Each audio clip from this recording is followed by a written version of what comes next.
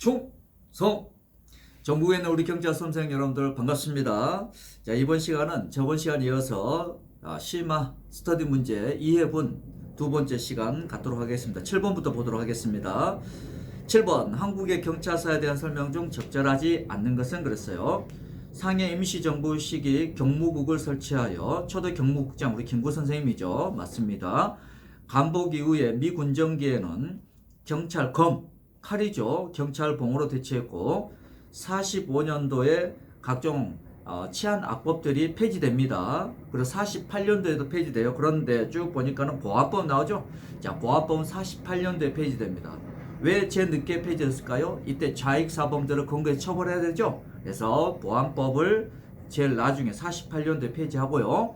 그 다음에 바로 48년도 8월 15일 날 이승만 정부가 들어서면서 국가보안법을 바로 만들죠. 그래서 국가보안법이 지금까지 오게 된 겁니다. 그래서 2번 틀렸습니다. 그래서 보안법 48년, 나머지 치안학법은 45년도에 폐지됐다. 이렇게 이해하시면 될 것 같아요. 3번 48년 대한민국 정부 수립 시, 정부 수립시입니다. 이승만 정부 수립 시 중앙경찰 조직으로는 치안국을 두었고 지방경찰 조직으로 시도경찰국을 두었습니다. 각각 보조기관에 불과했어요. 치안국은 내무장관의 보조기관, 시도경찰국은 시도지사의 보조기관이었어요. 그렇지만 이때 당시만 해도 서장은 경찰행정관청이었습니다. 그런데 91년 경찰법 제정 이후에 치안국이 74년 치안본부로 갔다가 경찰청이 되고 시도경찰국이 지방청이 되죠. 이렇게 해서 청장, 그 다음 지방청장, 서장이 관청으로서 지위를 다 갖게 되죠. 이때 서장은 48년도에도 경찰행정관청이었습니다. 4번 53년 경찰 작용의 기본법인 경지법을 제정했고 69년도에 경공법을 제정합니다. 육구자세경찰공무원. 이때 경정, 경장 등 계급을 신설했고 경감 이상의 계급 정년들을 도입했고 이때 이제 2급직 경찰서장님을 경감에서 경정으로 격상시킵니다. 답은 2번. 8번 경찰법의 법원에 대한 설명이 다 틀린 거 그랬죠. 8번부터는 경찰행정법 파트죠. 자, 2022년도 1차 시험부터는 경찰행정법이 여러분들 14문제 출제됩니다. 상당히 중요한 파트죠. 그래서 기존에 경찰학 개론 파트에서의 경찰행정법 있죠. 이건 한 8문제 정도 나올 것 같아요. 8문제 정도. 그런데 우리가 경찰행정법을 했을 때 일반 행정직 행정법과는 조금 다릅니다만 우리 경찰행정 관련된 부분에서 한 6문제 정도 출제되지 않을까 예상을 해봅니다. 자, 8번 경찰법의 법원에 대한 설명이 더 틀린 거 그랬죠. 1번 경찰법의 법원은 일반적으로 성문법원, 불문법원으로 나눌 수 있고 헌법, 법률, 조약, 국제법규, 법규명령, 규칙 이런 것들은 성문법원이다 그랬어요. 규칙이. 이때 규칙이라는 것은 자치법규죠. 조례 규칙을 말하는 겁니다. 그 다음 2번 헌법은 국가의 기본적인 통치구조를 정한 기본법으로서 행정의 조직이나 작용의 기본 원칙을 정한 부분은 그 한도 내에서 경찰법의 보호이 된다 그랬습니다. 맞습니다. 대법원의 전원 합의체 판결, 헌법재판소 위헌 결정 등은 법원이나 기타 국가기관 및 지자체를 기속함으로 보호성 인정된다 그랬죠. 근데 대법원의 전원 합의체 판결은 법원성이 인정되지 않습니다. 헌법재판소 위헌 결정 이것은 이제 법원성이 인정된다는 거 아주 중요합니다. 조리에는 행정법의 일반 원칙이라고 하죠. 평등의 원칙, 비례, 금반원, 신의성실, 신뢰 원칙 등으로 구성되어 있으며 오늘날 법의 일반 원칙 성문화되어 가는 추세에 있다. 그렇죠? 자, 조리는 불문법원입니다. 그런데 이것들이 성문법으로 하나씩 규정을 하고 있더라 이겁니다. 대표적으로 행정법의 실제법으로서 만들어진 게 행정기본법이죠. 행정기본법에 이런 내용들 전부 다 이제 규정을 하고 있더라 이겁니다. 그래서 성문화되어 가고 있다 이겁니다. 답은 8번은 3번입니다. 9번 행정입법에 대한 설명으로 가장 옳은 겁니다. 행정입법, 법이라는 것은 헌법 40조에서 국회에서 만들죠. 의회의 입법인데 국회의원들이 법률에다가 대통령령, 그 다음 총리령, 부령으로 제정할 수 있도록 개별구조 이음을 해주면 행정부인 대통령, 그 다음에 국무총리, 각부 장관이 법규명령 이런 것들을 제정할 수 있고요. 그 다음 행정규칙, 이거는 법률의 근거 없이도 만들 수가 있습니다. 자, 옳은 겁니다. 1번 행정입법이란 행정부가 제정하는 법을 의미하며 행정조직 내부 동그라미 사무처리 기준 요건 행정규칙입니다. 국민구속 요건 법규명령이에요. 그래서 틀렸습니다. 2번 법규명령은 국민과 행정기관 대내 대외 그죠? 대외 대내 동시에 구속합니다. 그래서 양쪽 다 구속한다. 국민과 행정기관 양쪽 다 구속하기 때문에 양면적 쌍면적 구속력을 가지고 재판규범 된다 이겁니다. 대외적 구속력이 있다는 겁니다.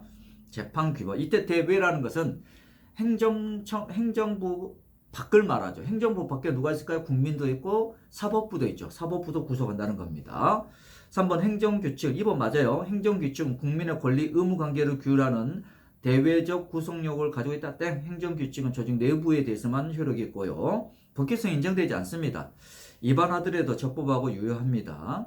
4번 법규명령은 상위 법령의 수권을 요합니다. 그래서 공포를 합니다. 왜? 대외적 효력, 국민의 자유와 권리와 권리의 제한과 의무를 부과하기 때문에 국민을 구속하기 때문에 공포를 해야 되죠. 20일 또는 30일 해야 됩니다. 행정규칙은 상위 법령 근거 수권을 요하지 않습니다. 공포도 요하지 않는다 그랬어요. 그래서 9번은 답은 2번. 10번 행정입법에 대한 설명 중 타당한 것은 그랬어요. 법규명령이 헌법이나 법률에 위반되는지 여부에 관한 심사권은 헌법 107조에 나오죠. 이거는 법원의 배타적 권한입니다. 그래서 틀렸고요. 2번 행정규칙은 행정청의 재량권을 공정하고 합리적으로 행사하기 위하여 정한 것이므로 그 발령에는 개개 법률에 의한 구체 수권이 필요하다, 수권이 필요 없다 그랬어요. 법률 유본칙이 적용되지 않습니다. 그러나 법률 우위원칙은 적용됩니다. 헌법재판소는 행정입법의 부작이 나오죠. 자, 법률에서 대통령령, 총리령, 부령으로 정한다라고 개별구칙 임했는데 그 행정부인 대통령 등이 입법 행위를 하지 않은 걸 말하죠. 입법 부작이죠. 정당한 이유 없이 청구인들의 기본권을 침해하는 것으로서 헌법에 위반됨을 헌법적으로 인정하고 있습니다. 자, 법규명령이 대법원에 의하여 이 법들이 이혼으로 판정된 법규명 당연 무효가 된다? 땡. 당해 사건에 대해서만은 무효가 되고 다른 사건에 대해서는 유효합니다. 즉시 그 효력을 상실한다는 게 판례 입장이다. 그래 틀렸습니다. 틀렸어요. 4번. 당해 사건에 한해서만 효력이 없다는 겁니다. 자, 구체적으로 당해 사건에 대한 효력이 없다. 구체적 규명 통제라 합니다. 그렇죠. 일반적인 효력이 없습니다. 그래서 이게 이제 문제가 생기는 거죠. 그래서 이런 경우에 이제 행정기본법 39조에 나와 있어요. 정부는 권한 있는 기관, 즉 법원에 의해서 법령이 위법 또는 위헌 결정을 받았을 때에는 그 해당 법령을 개선하라고 했어요. 그래서 법원에 의해서 법규명령이 위헌이다, 위법이다라고 판결이 났을 때에는 당해 사건에 한해서만은 적용하지 않고 다른 사건에 대해서는 그대로 적용된다는 문제점이 생긴 거죠. 그래서 행정교법법 39조 1항, 2항 등에서 해당 법령을 개선하라라고 규정하고 있다는 겁니다. 답은 3번. 실무본 다음 행정상 법률관계에 관한 기술 중 틀린 것은 그랬어요. 법률관계입니다. 일반적으로 법률관계는 권리, 의무, 주체, 사원 간의 법률관계를 의미하며 광의로는 작용법 관계, 조직법 관계가 있다. 맞습니다. 행정주체와 국민 간의 공법관계, 권력관계에 나오죠. 이때 이 권력관계에 의해서 우리가 처분이라는 행정행위가 나오죠. 행정주체와 국민 간의 분쟁은 행정소송, 항고소송에 따릅니다. 권력관계. 근데 비권력관계는 대체적으로 공법상 계약 등이 있어요. 이거는 항고소송이 아니고 당사자소송으로 갑니다. 3번 공익사업위에 지정받은 사업 시행자가 토지, 건축물 등 소유자 등과 협의 취득 및죠. 협의 취득하는 건 사법상 계약에 해당한다는 게 판례 입장이다 그랬습니다. 4번 공법상 계약은 공법관계 중 권력관계에 해당한다. 땡. 비권력관계에 해당합니다. 그래서 공정력 등이 인정되지 않습니다. 그래서 답은 4번. 15번 행정의 효력 발생 요건에 대한 설명 중 옳지 않은 것은 그랬어요. 상대방이 있는 행정행위는 행정절차법상 도달주의를 취하여 상대방이 도달해야만 효력이 발생한다 그랬어요. 맞습니다. 2번 위 일의 도달이란 상대방이 그 내용을 현실적으로 양지할 필요까지 없고 다만 양지할 수 있는 상태에 놓여짐으로 충분합니다. 맞아요. 3번 송달은 우편, 교부, 정보통신망 이용 방법으로 하되 보통 우편의 방법으로 발송되었다는 사실만은 보통 우편입니다. 등기 우편이 아니에요.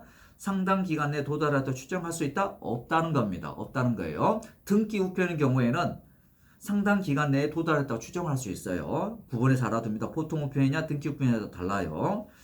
4번 상대방의 동의를 얻어 정보통신망을 이용하여 전자문서, 이메일로 송달하는 경우에는 송달받을 자가 지정한 컴퓨터 등의 입력입니다. 입력할 때 도달한 걸로 본다 그랬어요. 상대방이 확인했을 때가 아니에요. 입력했을 때입니다. 그래서 답은 몇 번이다? 3번입니다. 자, 이렇게 해서 우리가 심화 스터디 2회 우리가 모의고사 다 봤습니다. 여러분들 날씨가 매우 춥습니다. 감기 조심하시고 코로나 조심하시기 바랍니다. 매일매일 열심히 또 정진하시기 바랍니다. 그러면 반드시 합격의 영광이 여러분들과 함께 있을 거라고 저는 믿습니다. 여러분 수고하셨습니다. 충성!